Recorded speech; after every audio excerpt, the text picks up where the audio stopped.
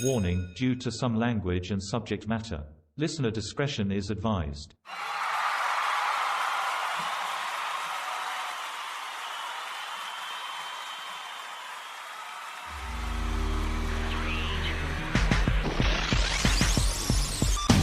Here stands a man openly flawed and encumbered with life's immeasurable expectations.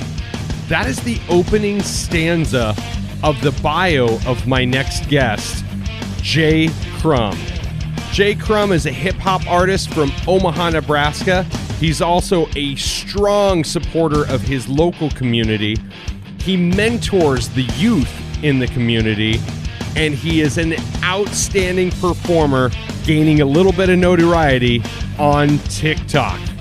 I'm super excited to have him on the show today, and I can't wait for you to hear what he has to talk about. Ladies and gentlemen, this is Caught on the Mic.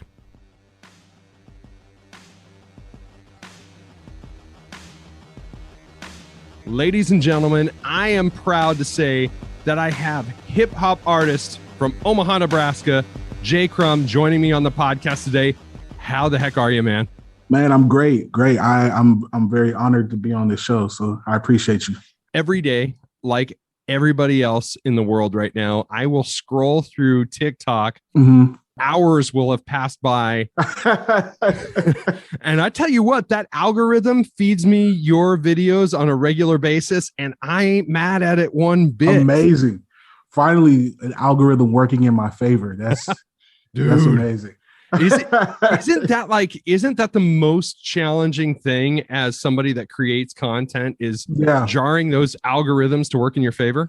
Absolutely. That's it could drive a man crazy. I try to live life like in real life as much as possible to help keep me sane. So yeah, and for people who follow me, I try to get them offline as much as possible. So I'm a big advocate for email lists and text apps and stuff like that to where I don't have to depend on somebody's, equation right to get through to someone, Right. And we're going to circle back on that here in a couple of minutes. Without any further ado, why don't you tell our listeners all about who you are and what you're all about? Yeah, so my name is J Crum. I am a hip hop artist.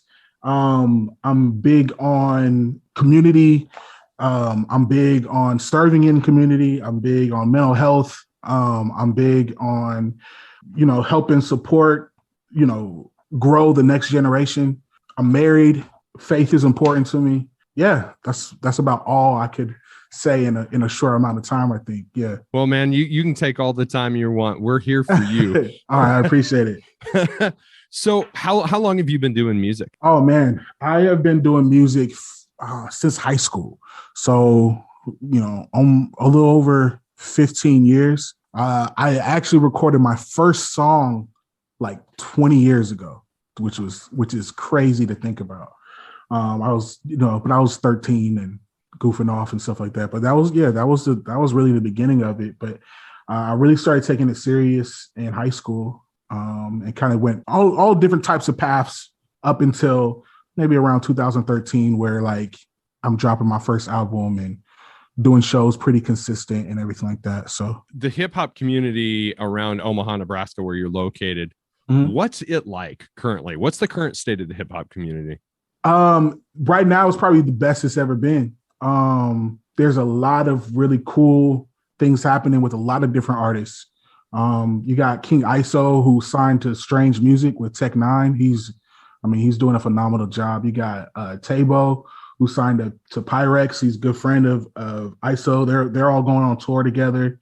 You got the guys over at Nice Enough, who are all doing amazing things. Culture House with Marcy Yates and Zoboy, and you got Skyree, you got Yada Man, you got just Ty Lin. You just got so many people who are doing really, really cool things right now. And I can't think of another time where there are so many people doing great things at the same time in our city. So that's super exciting. And I've made the same observation. Like, yeah, everybody's kind of been lurking, and now it's just everybody's blossoming like no other, for sure. We're opposed to like 10 years ago, and I come from the music, we have a mutual friend in Dave Campbell.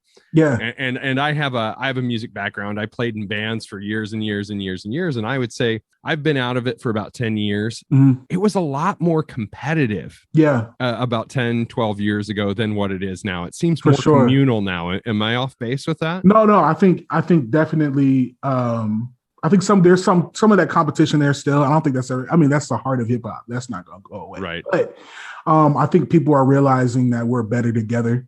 And we're better. Like it's kind of got this mentality like us against the world. And so I think having that in mind, now that we kind of get it, we're starting to see the fruit of that. So as an advocate of mental health.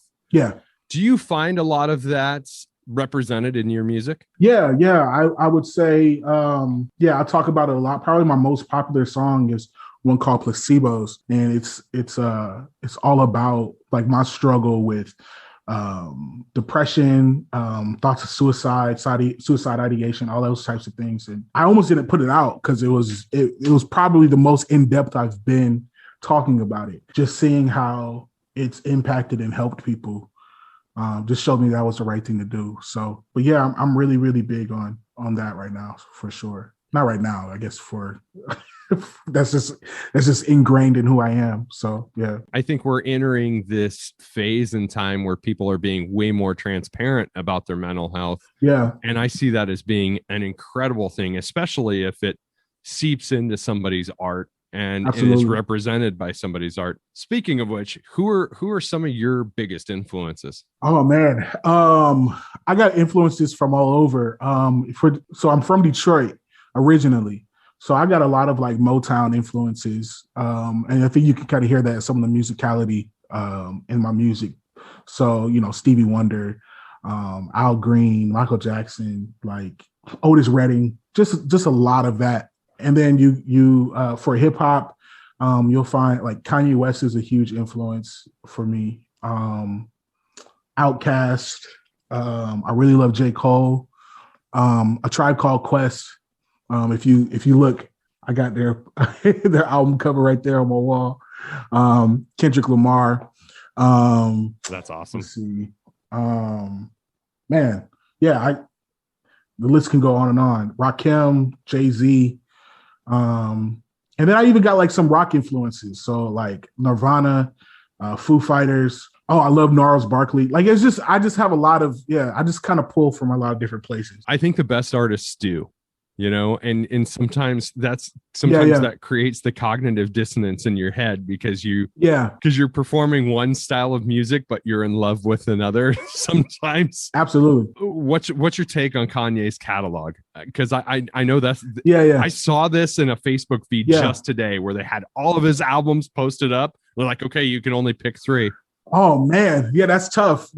Yeah. I love like even the stuff that I may have not liked right away. Like I've gone back and I'm like, you know what? This is really good. Like, right. This is really, really good. It's kind of stood the test of time. I think he's done incredible. I think people like, oh, I like the old Kanye and all that type of stuff, but I don't know, man. I'm one of the people that I really, really enjoy all of it. I find something in all of it that I can really, really like. And I love that he's like, I think the reason why he's still relevant and he's still like the one of the top artists of the world is the fact that he didn't stay stagnant, right? That he just kept changing, kept evolving. Not only like he wasn't like not necessarily like an artist that just followed trends, but it's like set them.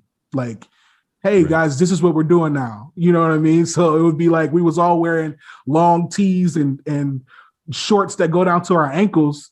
And then he shows up and now we're all wearing polos and fitted jeans and khakis and, and then he's like, hey, this is what we're doing now. And now everybody is wearing, Yeezys, like we was all on Jordans and now Yeezys is like the most expensive top of the line shoe in the world because Kanye West said this is what we're doing now. Bringing it full circle back to the mental health point, do you think the cult of personality around Kanye West has kind of tarnished some of his musical legacy to a certain degree, and some people started to tune out some of his better songs because they were paying attention to what was going on in the press more.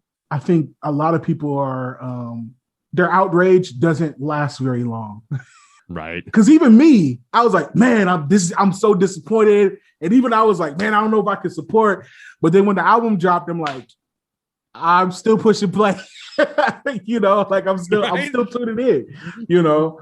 I don't know. Yeah, there's so much I disagree with Kanye about, right? There's so much I could have like an hours long conversation, like argument with him. Like, This is why you're wrong. I'm still a super fan though. Like it's like the marker of creative genius is sometimes that eccentricism leads through. And if it wasn't for that, maybe he wouldn't be creating this style of music or the great art that he is. I think a lot of people are that same way where they're like, oh yeah, and he may have turned off some, but not as much as people would make you believe, because, you know, we saw what happened when, we're doing a live listening party on Apple Music. Everyone that I know was tuned into that stream, you know? Right. Everybody that I know was like, where is Donda? Like, they were angry when it didn't drop at midnight. Like, everyone that I know. So he definitely has turned off some people, but it's just not as much as, you know, media would make you. Yeah, during the election, it was one of those things where it's like, man, I gotta listen to Graduation Day with my windows rolled up. For sure, it felt like that. Yeah, definitely. I was like, man, I'm probably not going to listen to you anymore, and I don't know, man. It just, and yet here we are talking about him. Yeah, here we are. Yeah. So outside of music, what's your life like, man? What kind of things do you do? What kind of things are you into? Yeah, so I work pretty heavily in our community. I work with like youth who are on probation. So I work as a community youth coach, and so kids who are on probation, maybe gang involved. I'm really there to just help mentor them and help support them and help them show that there's a better way. So that's the other thing that I do. Other than that, I also run it's still kind of music. It's still involved with music, but it's not me like writing and creating music. But I run a company called Streetlight Sounds, which is about it offers like label services sort of for independent artists. So if you need graphic design, if you need mixing and mastering, if you need ads management, if you need consultations, for your branding, those are the things that we do. And so, yeah, beats, stuff like that. It's kind of like a one-stop shop for independent artists to kind of get everything they need to get the career off the ground. So. Yeah, and you've kind of been knee deep in writing some courses, haven't you? I have. Talk a little bit about that. Yeah, so I'm developing this course called Artist Elevate. It's dropping August 16th, and it's really geared for independent artists. I think a lot of people try to go the route of, if I can get a cosign, I'm going to that's going to change everything for me. If I can get a big feature, if I can get all that, and really, like, as anything that's worth pursuing, this is a daily grind, and it's so there are people who kind of have the work ethic to want to do this, but they just don't know where to put their efforts. They don't know where to spend their money. They don't know where to put their time into. And so with this course, it's really showing here are some of the everything that I've learned that have helped get me to this point. I'm putting it all out there. I'm not leaving anything out, and hopefully it's something that can help. With our consultations, like we've seen clients. I have one client in particular. He was selling so much merch from the methods that we gave him to where he didn't have the manpower to keep putting out the shirts. Like, he had to like hire somebody to help him. And it was just cool to see that, he's like, my merch, this is up 5,000%. My artist streams are up 1,500%. Like, is really, really dope. And so, and he was kind of the guy that was like, you need to do a course, bro. And I was like, I'm not trying to do that at all.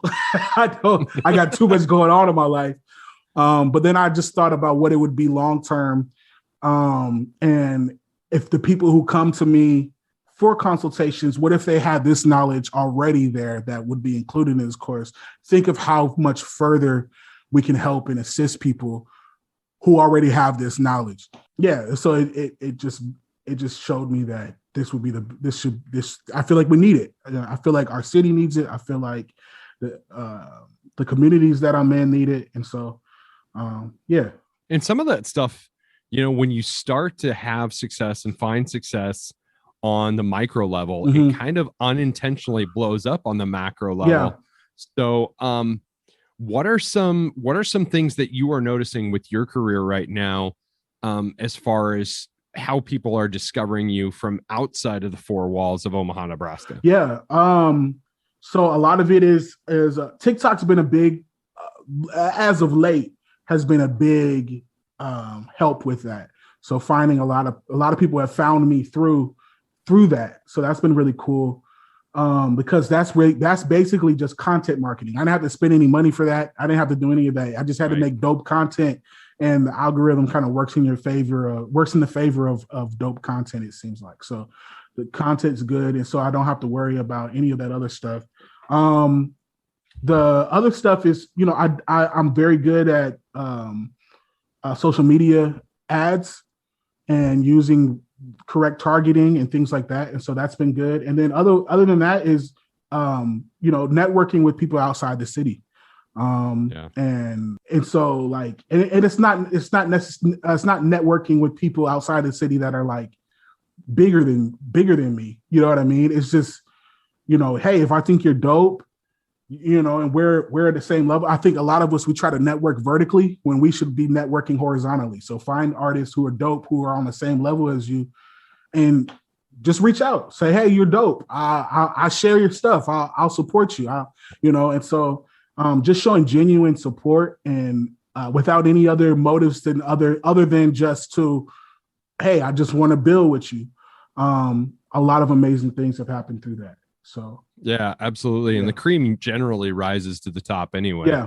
Yeah. If you align yourself with people that share the kind of the same vision you share and kind of are on the same level as you, right? The only other people you have to seek out are the people that you think are better than you, and align yourself with them as well. Yeah.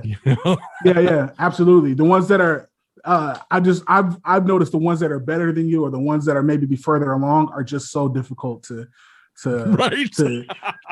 like getting their attention is part of the journey. Keeping their attention and keeping communication is a whole different monster. Yes. Because I had Lupe Fiasco liked one of my videos because I rapped over his kick push beat, right?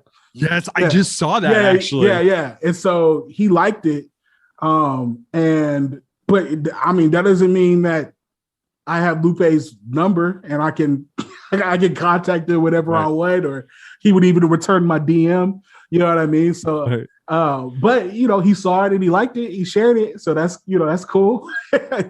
It's funny because you had Fred Durst like and comment on one of your videos too. That was really wild. I was like, what is the day that happened? I saw that and I was like, what? Yeah. That was crazy. And I found it late. Like I was just replying to people's comments, and I was like, "What the heck? Like what? That's Fred Durst." Yeah, Fred Durst commented on there. Andy Grammer commented on there. It was kind of it was pretty wild. The people that because I'm telling you, man. But prior to when I posted that video that he commented on, and all these people were commented on, I was getting I was getting ready to quit TikTok. And I posted that video maybe like 9 at night. And it was by at 11, I was like, it had maybe 100 views. And I was like, dude, I'm about to delete this app. I'm done. And I went to sleep. I woke up the next day and it was like, 40,000 views, all these different. I was like, yo, I woke up to all these alerts. I was like, so I thought that was pretty crazy because I literally got on the app to try to delete it. And so when I saw that, I was like, okay, I need to just keep going. So. Yeah, that's kind of one of those things where consistency is key. Yeah. And eventually it'll pay off. Absolutely. Yeah, that's one of my challenges as well, because I try and make at least one video every other day, Mm-hmm. and it's just minor things, and then I try and share and see if the algorithm catches on. Absolutely. And it's weird what videos the algorithm catches on to, because what I think is good content isn't necessarily what other people think is good content. Here's what I learned, and this would be for people who are listening, is people don't share content to support you. Right. People share content because of how it makes them look. Right. So if I'm so like that video, the video that went viral was me talking about my experiences as a Black man, right? It was me talking about the first time I was called a racial slur, and I started breaking down systemic racism in my bars. I got a bunch of shares, and what I realized is not necessarily like, yes, it's that, yes, there's people probably who shared it. They're like, yo, he's dope. I want to support him. I want him to blow up. But there are people who were sharing that because they wanted to, they may have been in conversations where they're trying to explain this to somebody, like what systemic racism is. Now you got a 1 minute video that breaks it down in a great way. I'm sharing it because it makes me look like I know what I'm talking about. And maybe it does, it makes them feel like, okay, this serves this purpose for me, for what I'm trying to get across. And so what I'm noticing with a lot of the viral videos, the things that get shared the most, even when it's like, you don't think it's that great, you got to think about, okay, how is this adding value to somebody? Right. And that's what the things that add value, whether it's, hey, I want to look funny, or hey, I want to look informed, or hey, I want to be whatever. That's the value that you're giving to someone with the content. And so people are a lot more selfish than you think. Right. But that's the thing. You think about this echo chamber that we've lived in the past 5 to 10 years, this socio-political echo chamber that social media has really amplified, mostly negatively. Yeah. And it's good to see people sharing videos like yours, talking about systemic racism. No, absolutely. And addressing it. Yeah. I was saying it in a way, I was more in jest in the way I was saying it, but it was more because of the messaging, not necessarily because. Right, exactly. And that's kind of what I'm getting at. Like there's so much out there that it's just like, I have moments where I think about deleting social media, and if it wasn't for extended friends and extended family that I don't see all the time, I might have done it a handful of times. For sure. If it wasn't for music, I would be out of here. Right. It is the worst relationship in the world, because like, you hate it, but you need it. Yeah. But you hate it, but you love it. And and you never know what you feel. And you never know the amazing things. It's like golden handcuffs. They're gold and they're valuable, but like, they're still handcuffs, right? You're still kind of, you're still bound. Like, you're still kind of stuck doing this thing, Right. So. Right. Yeah. I got to tell you, my favorite TikTok of yours is you doing the bars over Big Pun. Oh yeah. I kept getting those comparisons, right? And I think most of it was because like I rap and I'm fat, but it was really like, I was like, I don't think I sound like Pun, but I kept getting the comparisons. So I was like, oh, well, let me just rap over a Pun beat, and of course, like I thought, it went crazy. So yeah. So is that which video is your most shared or liked video? My most shared one is the one I was talking about earlier, the one where it's entitled I Was 5. And it was when it's talking about the first time I was called a racial slur, and then kind of breaking down some systemic racism after that. And then after that, it is I rapped over a tribe beat. And nice.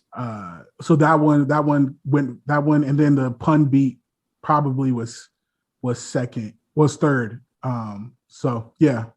Navigating social issues is not anything that's new to you. No. There was a few years ago, you were profiled in the news. Yes. You want to talk about that at all? Yeah.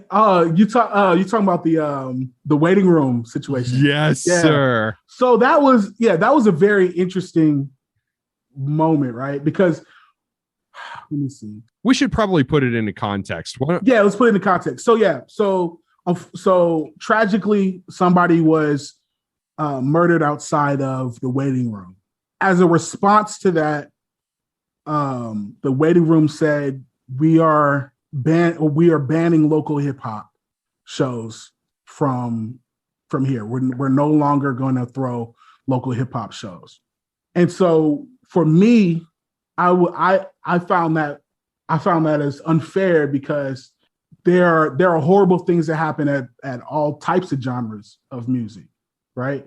I started talking about the horrible things that happen in other genres of music at shows. That there's violence, there's riots, there's jumping, there's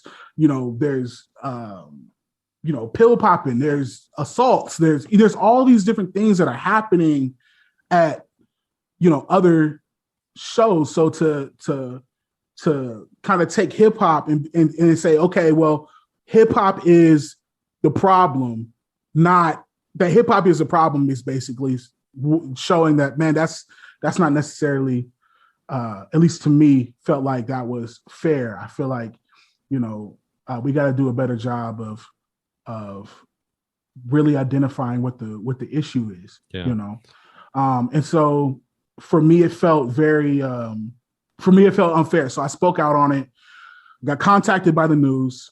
I went and spoke to the news, and they kind of drove the conversation in the direction that it went.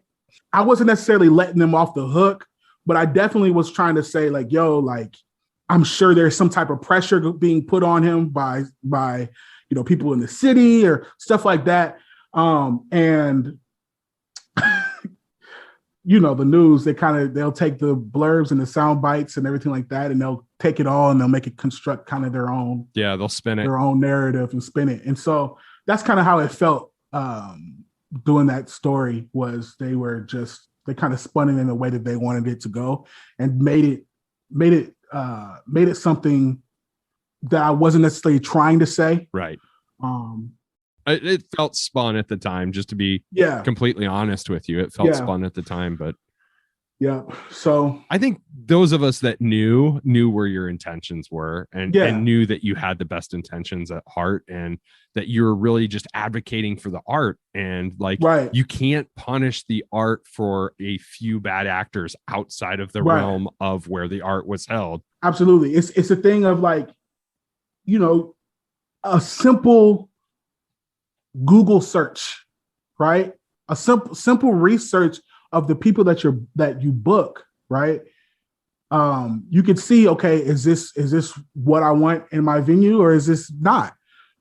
Because there are plenty of and I think one of the examples that probably caused a little bit of a firestorm was when I talked about some of the Proud Boys that are in punk music, right? Right. I was like, hey, you're not booking Proud Boys. You look them up, you find out if they're Proud Boys, and you're like, oh no, you can't play at our venue. You know what I mean? So we don't want that represented here. So there are certain things that you can, like I said, just a simple thing of okay, well, nah, I don't think that's the best use of our night, having you come to our establishment. Anyone can do that. And so you don't have to punish the entire, like you were saying, for a couple of, bad apples or whatever. And it's not even to say that the artists that were booked there, that they're the reason why it was that. No. And that's, we don't know. That's not even what I'm saying. Yeah. We don't know what was going on. Right. But to say, okay, well, because this is a local hip hop show, that's why this man was murdered. It's we don't even know. We don't know how related it was. It didn't even happen inside the venue. We don't know what it was. So it just felt very unfair. And yeah. So well, you just played there 2 weeks ago. So you I mean, obviously there's a happy ending to that story. Yeah. I was definitely on a year of we're not playing here, and And I think also when you add that plus the pandemic, it's kind of like, Yeah. you know, it is what it is. And I had conversations with the venue owners um, and some of the other promoters and stuff like that. And after, you know, wrestling and arguing and all of those things, Right. I think we kind of have an understanding now. And so, but yeah, so. Yeah. And the thing is, man, the city needs guys like you. You know, Mhm. we really do. Like it's, I don't feel that there is enough, and I'm not saying just in the music, I'm saying in the Mhm. culture in general.